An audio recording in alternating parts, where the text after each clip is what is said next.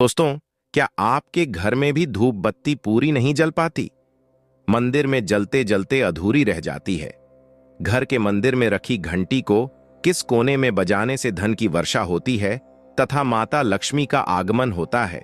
क्या घर के मंदिर में पटली पर बैठना चाहिए या आसन लगाकर जमीन पर बैठना चाहिए? कुछ लोग करते हैं गलती। घर के मंदिर में तुलसी का गमला रखना कैसा होता है, शुभ या अशुभ? घर के मंदिर में जो गंगा जल रखा होता है, लौटे में उस जल का सुबह के समय क्या करें? पूजा कौन सी दिशा में मुख करके करना चाहिए?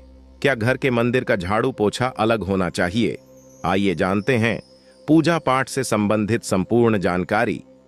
सबसे पहले सुंदर सी वीडियो को लाइक करें और हमारे चैनल को सब्सक्राइब करना ना भूलें और इस बेल आइकन को जरूर प्रेस करें। सच्चे हृदय से कमेंट बॉक्स में लिखें जय माता लक्ष्मी, जय माता रानी, जय माता दी। दोस्तों, भक्ति में ही शक्ति है, यह बात तो सभी जानते हैं, पर क्या कभी आपने सुना है, देखा है जो घर में धूप बत्ती जल रही होती है, यदि थोड़ी जलती है तो क्या होता है?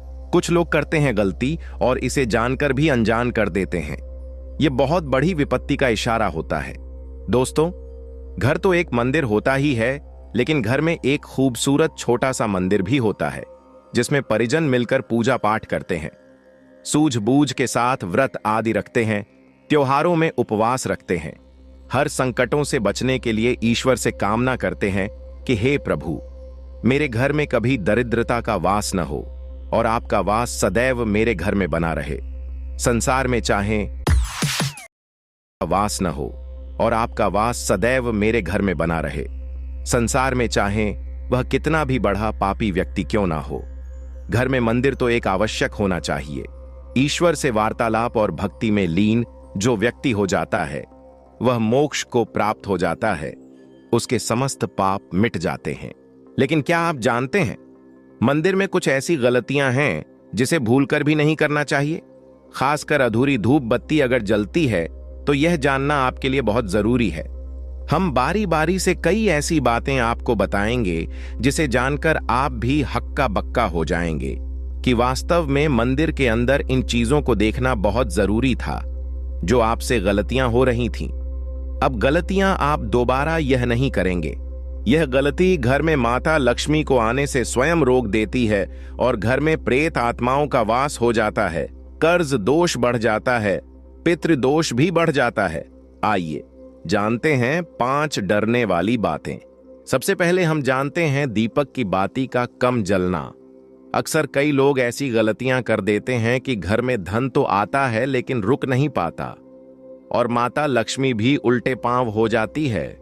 जिस घर में दीपक कम जलता है, पूरा तेल खत्म नहीं हो पाता। समझ जाना कि घर में गरीबी दस्तक दे सकती है। दीपक बुरे संकटों का इशारा भी करता है और बुरी आत्मा के बारे में भी बताता है। रुई की बाती यदि पूरी काली पड़ जाए, दीपक काला पड़ जाए, रुई दीपक की जल जाए, पूरी नष्ट हो जाए तो यह अशुभ माना जाता है। समझ जाना घर में कोई कोर्ट कचहरी के चक्कर में फंस सकता है। घर के मंदिर का दीपक अचानक से जलते जलते बुझ जाए, जैसे मान लीजिए अभी आपने पूजा की थी और अचानक से दीपक बुझ गया है और तेल पूरी तरह से दीपक में भरा हुआ है, तो समझ जाना और सतर्क हो जाना, सावधान हो जाना कि घर में कोई ऐसी बुरी आत्मा है जो आपके घर में अपना वास बनाए हुए हैं और वह जाना नहीं चाहती। तेल तो भरा है, दीपक में यदि बुझ जाए तो यह संकटों की ओर इशारा करता है। आप किसी बड़ी परेशानी में फंस सकते हैं, आपकी दुर्घटना भी हो सकती है, किसी की मृत्यु तक हो सकती है। सतर्क रहें, सावधान रहें और घर में तुरंत दुर्गा सप्तशती का पाठ या हनुमान चालीसा का पाठ या रामायण का पाठ कराएं। सत्यनारायण की कथा भी कर सकते हैं, बड़ा ही शुभ और मंगलकारी माना जाता है। इन कथाओं को करना भूत प्रेत भाग जाता है और घर में सकारात्मकता का संचार बना रहता है। दीपक भरपूर मात्रा में जलने लगता है, फिर से घर में एक नई रोशनी जन्म लेती है, देवी लक्ष्मी घर में पधारती हैं। दीपक में जलते जलते यदि फूल बन जाए तो बड़ा ही अत्यंत दुर्लभ और मंगलकारी माना जाता है। समझ जाना चाहिए कि धन की देवी माता लक्ष्मी अब आपसे प्रसन्न है और आपकी पूजा सफल होने वाली है।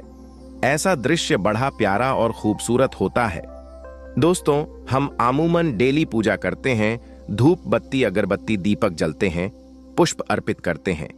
परंतु क्या कभी आपने सोचा है, जब हम अगरबत्ती जलाते हैं तो वह पूरी क्यों नहीं जल पाती और अधूरी क्यों रह जाती है? ऐसा दोस्तों हर घर में नहीं होता।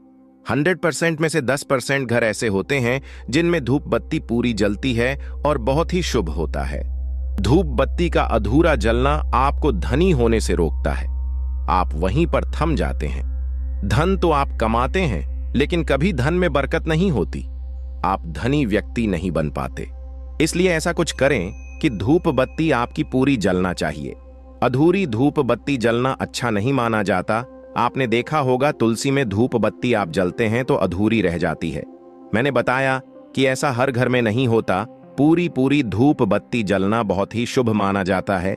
अधूरी धूप बत्ती जलना घर में कम धन आने का संकेत देता है। दोस्तों, घर में गंगा जल अवश्य भरकर रख देना चाहिए, क्योंकि यही गंगा जल देवी देवता भी ग्रहण करते हैं। जब उनके पास खाने के लिए आप भोजन नहीं देते हैं, फल नहीं रखते हैं, तो यही गंगा जल देवी देवता ग्रहण करते हैं और पीते हैं। बहुत ही शुभ माना जाता है। इसीलिए शास्त्रों में कहा गया है कि घर के बने मंदिर में गंगा जल अवश्य रखना चाहिए। गंगा जल नहीं है तो साधारण जल भी आप भर के रख सकते हैं। बहुत ही सुंदर माना जाता है। देवी देवता इसे ग्रहण करते हैं और पीते हैं, और जब वह यह जल पीते हैं तो अमृत बन जाता है।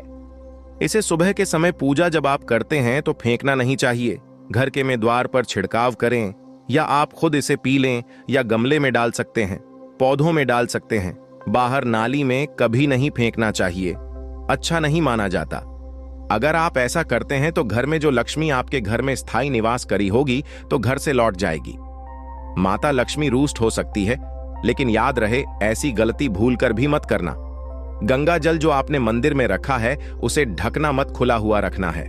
ढकना बिल्कुल भी नहीं है, नहीं तो देवी देवता नाराज हो सकते हैं।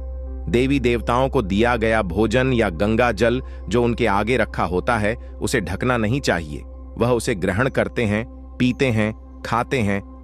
क्या पूजा करते समय मंदिर में पटली पर बैठकर पूजा पाठ करना चाहिए? आइए जानते हैं। धर्मशास्त्र के अनुसार जमीन पर आसन लगाकर बैठना ही बताया जाता है। इस्लाम में भी पटली को जायज नहीं बताया गया है। इस्लाम में भी जमीन पर बैठकर ही नमाज पढ़ी जाती है। हिंदू धर्मशास्त्रों में जब तक आपकी तबीयत बिगड़ी ना हो तब तक पटली पर बैठकर पूजा पाठ नहीं करना चाहिए। यदि आपको बैठने में कोई दिक्कत हो रही है, शरीर जमीन पर बैठते समय टिक नहीं पाता, तो आप आसान छोड़कर ऊंची पटली या चेयर आदि या कुर्सी सोफे पर भी आप बैठकर पूजा पाठ कर सकते हैं। हृदय और मन सच्चा होना चाहिए। लेकिन अगर आपको कोई परेशानी नहीं है तो पटली पर बैठकर जो भी पूजा पाठ करता है तो उसे दोष लग जाता है, पाप लग जाता है। ऐसी पूजा सफल नहीं मानी जाती। यदि आपको कोई परेशानी है तो आप बैठ सकते हैं। स्वस्थ शरीर। पटली पर बैठकर पूजा आसान करने से संपूर्ण पूजा नहीं मानी जाती।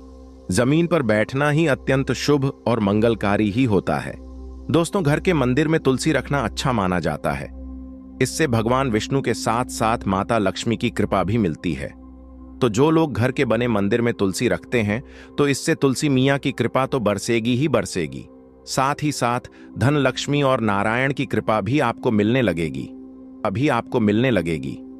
तो आपकी पूजा सफल होती चली जाएगी।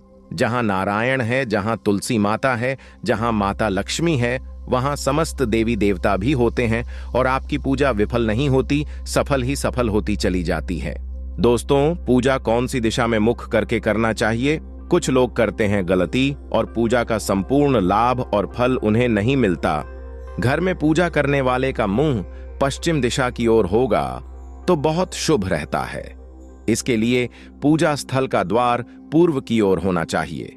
इस दिशा के अलावा पूजा करते समय व्यक्ति का मुंह पूर्व दिशा में होगा तब भी श्रेष्ठ फल प्राप्त हो सकते हैं। घर में मंदिर ऐसे स्थान पर बनाएं जहां दिन भर में कभी भी थोड़ी देर के लिए ही सही, लेकिन सूर्य की रोशनी अवश्य पहुंचती हो। जिन घरों में सूर्य की रोशनी और ताजी हवा आती रहती है उन घरों के कई वास्तु दोष शांत हो जाते हैं। सूर्य की रोशनी से वातावरण की नकारात्मक ऊर्जा खत्म होती है और सकारात्मक ऊर्जा में बढ़ोतरी होती है। मंदिर में मृतकों और पूर्वजों के चित्र लगाने से बचना चाहिए। पूर्वजों के चित्र लगाने के लिए दक्षिण दिशा श्रेष्ठ रहती है। घर में दक्षिण दिशा की दीवार पर मृतकों के चित्र लगाए जा सकते हैं, लेकिन मंदिर में नहीं रखना चाहिए। पूजन कक्ष में पूजा से संबंधित सामग्री ही रखनी चाहिए दोस्तों, अन्य कोई वस्तु रखने से बचें। घर के मंदिर के आसपास शौचालय होना भी अशुभ रहता है, अतः ऐसे स्थान पर पूजन कक्ष बनाएं जहां आसपास शौचालय न हो। घर के मंदिर में रोज सुबह और शाम पूजन जरूर करना चाहिए। पूजा के बाद घंटी अवश्य बजाएं। साथ ही एक बार पूरे घर में घूमकर भी घंटी बजानी चाहिए।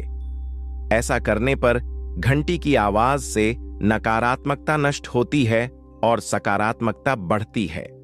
पूजा घर में जो झाड़ू पोछा होता है उसे भूलकर भी जो हर कमरों में यूज होता है, बाहर दरवाजा पर, बाहर रोड के किनारे इस्तेमाल होने वाली झाड़ू, घर के आंगन में इस्तेमाल होने वाली झाड़ू कभी मंदिर के कमरे में या मंदिर के सामने इस्तेमाल नहीं करना चाहिए, क्योंकि वह झाड़ू मंदिर के लिए उपयोग नहीं होती। मंदिर के लिए साफ सुथरी झाड़ू और पोछा होना चाहिए। गंदा पोछा भी मंदिर में नहीं लगाना चाहिए। साफ कपड़े से पोछा लगाना बहुत ही शुभ माना जाता है। मंदिर की चीज मंदिर में ही रहे तो ज्यादा अच्छा है, नहीं तो उल्टा घर में दरिद्रता का वास हो जाएगा। अगर आप सच्चे दिल से वाकई में चाहते हैं माता लक्ष्मी को अपने घर पर बुलाना, तो कमेंट में लिखें